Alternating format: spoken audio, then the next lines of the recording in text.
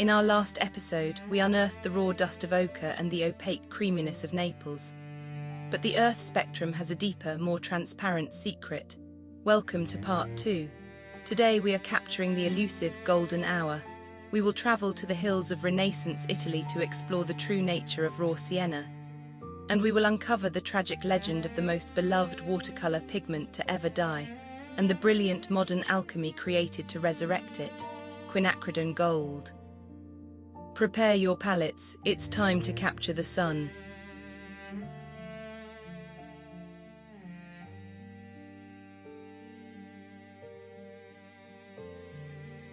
Raw sienna, the blood of Tuscany and the DNA of the Renaissance. If ochre is the raw, unyielding dust of ancient caves, raw sienna, terra di sienna, is the refined, aristocratic earth that literally gave birth to the European Renaissance. This is the story of how one dirt hill in Italy forever changed the way humanity paints light. The secret ingredient, why sienna is not ochre. Visually, the raw earth of sienna might look similar to a dark yellow ochre, but chemically, it is an entirely different beast. For centuries, artists couldn't understand why the earth dug up specifically around the Italian city of Siena, especially near Mount Amiata, behaved differently. While ordinary ochre laid on a canvas or wall like heavy, opaque chalk, sienna was semi-transparent. It allowed light to pass through it, creating a stained glass effect. The secret was only revealed by modern science.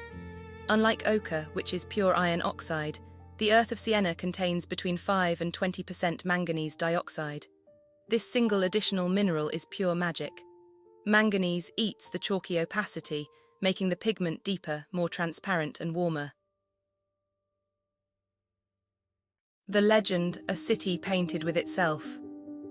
There is a poetic legend that the city of Siena in Tuscany owes its signature, warm golden brown color, to the fact that it is literally built out of paint. In the 13th and 14th centuries, painters of the so-called Sienese school, like the brilliant Duccio di Buoninsegna, began using the local earth to create their tempera icons and frescoes. They literally took the dirt from under their feet, ground it up, and used it to paint the golden robes of saints. The city painted itself with its own flesh.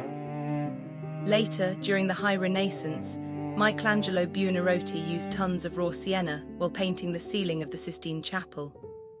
This pigment was absolutely perfect for frescoes, painting on wet plaster, because it soaked deeply into the wall without losing its transparent warmth. And the genius of chiaroscuro, Caravaggio, used raw sienna in his dark underpaintings, making the skin of his characters appear to glow from within against a backdrop of impenetrable darkness. The phrase that sienna saved Michelangelo is of course a dramatic metaphor, but behind it stands a completely real chemical and historical fact. This pigment saved not his life, but his greatest masterpiece, the Sistine Chapel ceiling, and it did so thanks to its unique invulnerability. Here's how sienna became the genius's technical savior. The trap of the Sistine Chapel. Michelangelo considered himself a sculptor, not a painter. When Pope Julius II forced him to paint the ceiling of the Sistine Chapel, Michelangelo was in despair. He lacked sufficient experience in the incredibly complex technique of buon fresco, true fresco. He had to paint hundreds of naked, muscular figures at a height of 20 meters, and he was terrified of technical failure. His first attempts even grew mold due to an incorrect plaster mixture. If the paints had failed him too, it would have been the end of his career. The hellish chemistry of fresco, the enemy. The buon fresco technique requires painting with water and pigment directly onto wet lime plaster. The problem is that raw lime is an extremely alkaline, caustic and aggressive environment. It literally burns most paints. If Michelangelo had tried to use the luxurious lead-based Naples yellow, vibrant organic lakes, or expensive copper pigments, the alkali would have turned them into black or grey smudges within weeks. The immortality of sienna, the salvation enter raw sienna, terra di sienna, because it is an iron oxide with manganese, meaning it is earth that has already oxidized and burned out for millions of years deep within the planet, it is absolutely chemically inert. The lime cannot burn what is already rust. Raw sienna was 100% immune to the aggressive plaster. It permanently fused into the wall as the lime dried, becoming a part of the stone for the next 500 years. The optical magic of skin, but why sienna specifically and not ordinary ochre? For the Sistine Chapel, Michelangelo needed to paint hundreds of realistic, glowing human bodies, incarnato. Ordinary ochre was too chalky and opaque. The bodies would have looked flat and dusty. Raw sienna, thanks to its manganese content, was semi-transparent. Michelangelo applied it in thin layers, glazes, over a green underpainting, verdaccio. The transparency of sienna allowed light to pass through the paint, bounce off the white plaster, and return to the viewer's eye. This created the effect of warm, living skin that seemed to glow from within. Thus, raw sienna saved Michelangelo, providing him with a chemically indestructible tool that simultaneously possessed enough optical transparency to transform cold, wet plaster into the life-affirming flesh of the Renaissance.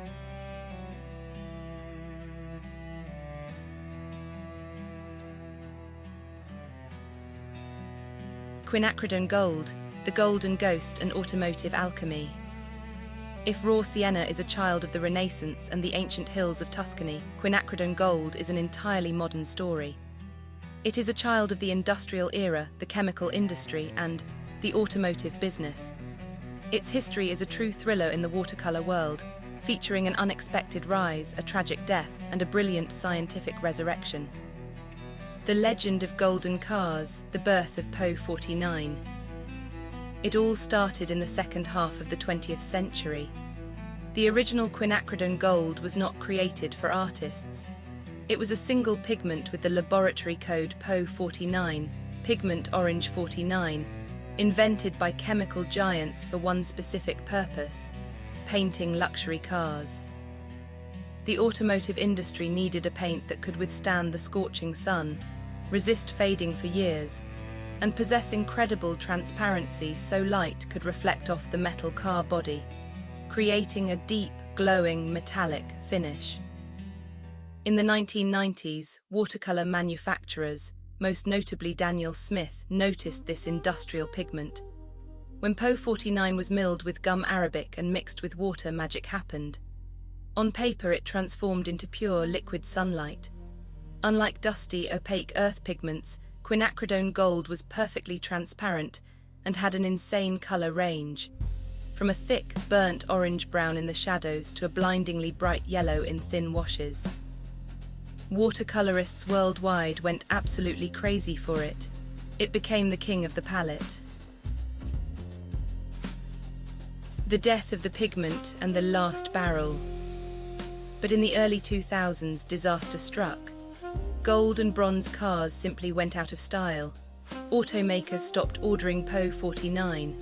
For the massive chemical plants, the needs of artists who buy paint by the gram, not the ton, were insignificant.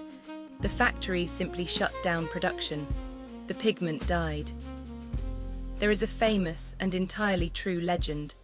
When Daniel Smith learned about the production halt, they panicked and bought up all the remaining Po 49 they could find in the world, literally the last few barrels. For years, they sold this paint until the supply was finally exhausted, around 2018. When the last drop of original Po 49 disappeared, the art world lost its favorite color.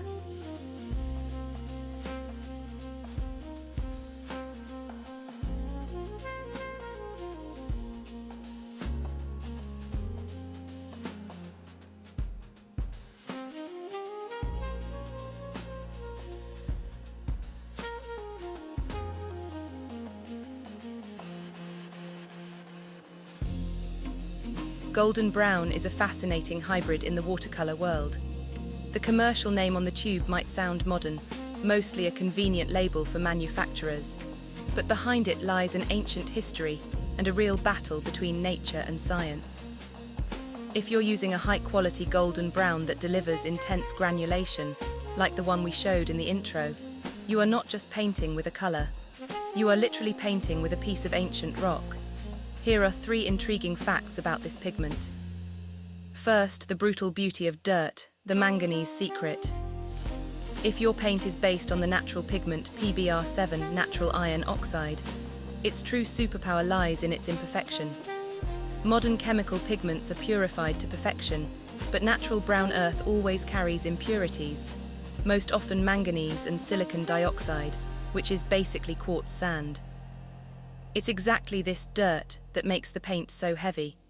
The manganese causes the pigment particles to clump together in the water, pulling them down to the bottom like a magnet. That's why it settles so brutally into the hollows of your watercolor paper, creating the perfect illusion of real stone or rust. Second, the alchemy of fire calcination. In nature, it's incredibly rare to find a perfectly balanced golden brown shade. Usually the earth is either too yellow like ochre or too cool and greenish like raw umber. To achieve this deep, bronze tone, Renaissance masters turned to alchemy. They roasted the raw earth in kilns. Under extreme heat, the water evaporates from the mineral's crystal lattice, permanently altering its color to become much warmer and richer. In essence, golden brown is the beautiful result of earth colliding with fire. Third, the clone wars, natural versus synthetic. By the 20th century, many historic quarries that produced the finest brown earth, like those in Cyprus or Italy, were exhausted or shut down. To solve this problem, chemists created a synthetic iron oxide, PbR6. This synthetic clone turned out perfectly clean, very bright, and absolutely boring. Because it lacked the natural stone and manganese impurities, it stopped granulating entirely, laying down on the paper as a flat, lifeless wash. Today, there's a real hunt among watercolor artists for that wild, true, golden brown made from raw, natural materials. Because only nature can give you that heavy, unmistakable texture that a lab simply cannot fake.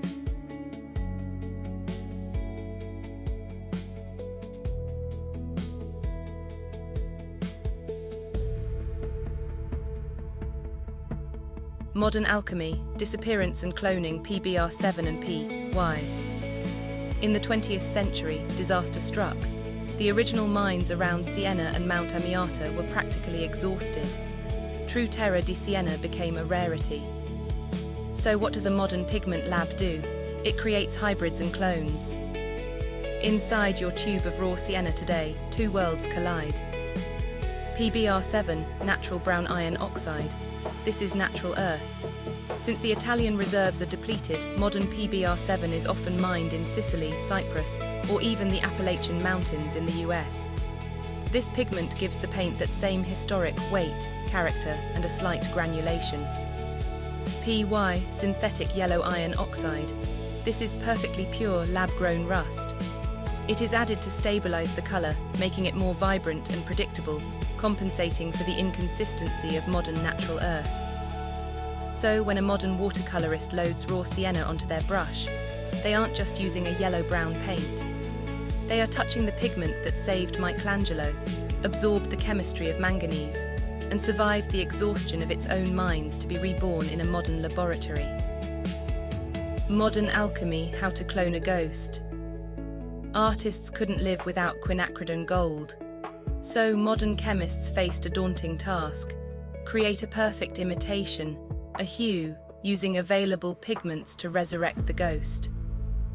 In your palette, quinacridone gold is made from a masterful combination of 3 pigments, Py151, Py42, Pr264. This is true laboratory surgery. Py151, benzimidazolone yellow, the heart of the clone. A high-tech, blindingly bright and absolutely transparent modern yellow. It provides that illusion of a sunbeam and stained glass. Py, synthetic iron oxide.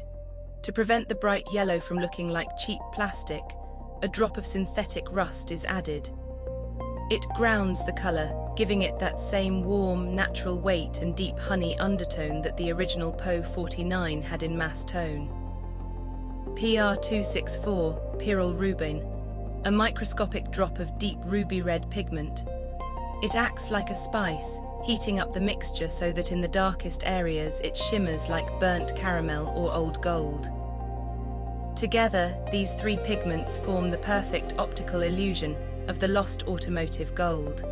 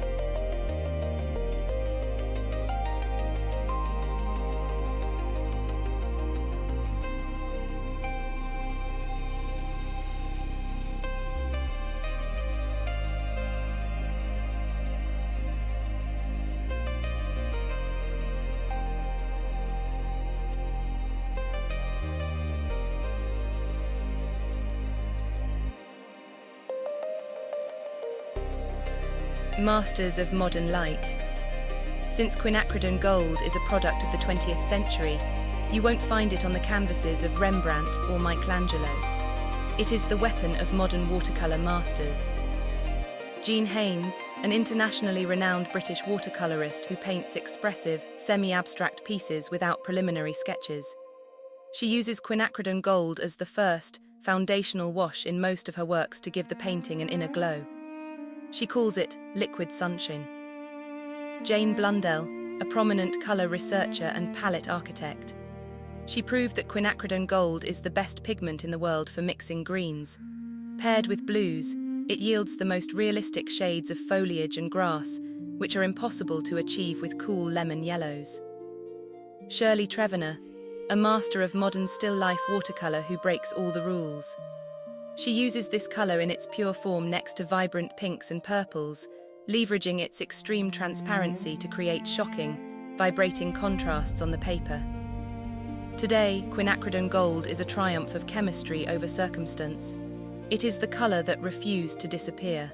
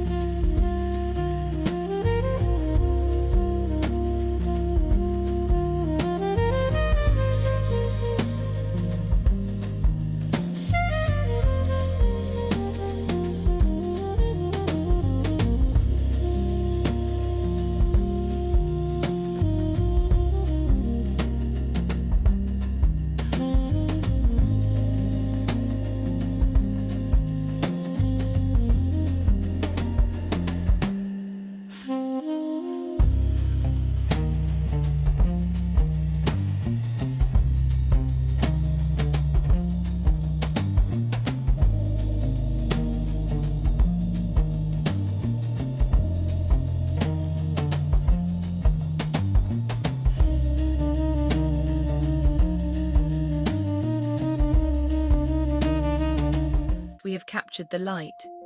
From the historic depth of Tuscan earth to the brilliant, resurrected glow of Quinacridone Gold, the warm earths are officially tamed. But what happens when the sun sets and the real heat begins? Next time in the Pigments Lab, we are entering the red zone. In part one of our Red Revolution, we will face the heavy metal power of the cadmiums and the blinding modern fire of Pyrrole Red. Subscribe and hit the bell so you don't miss the heat, the history, and the science of the boldest colours on your palette. Keep your brushes wet, and I'll see you in the lab.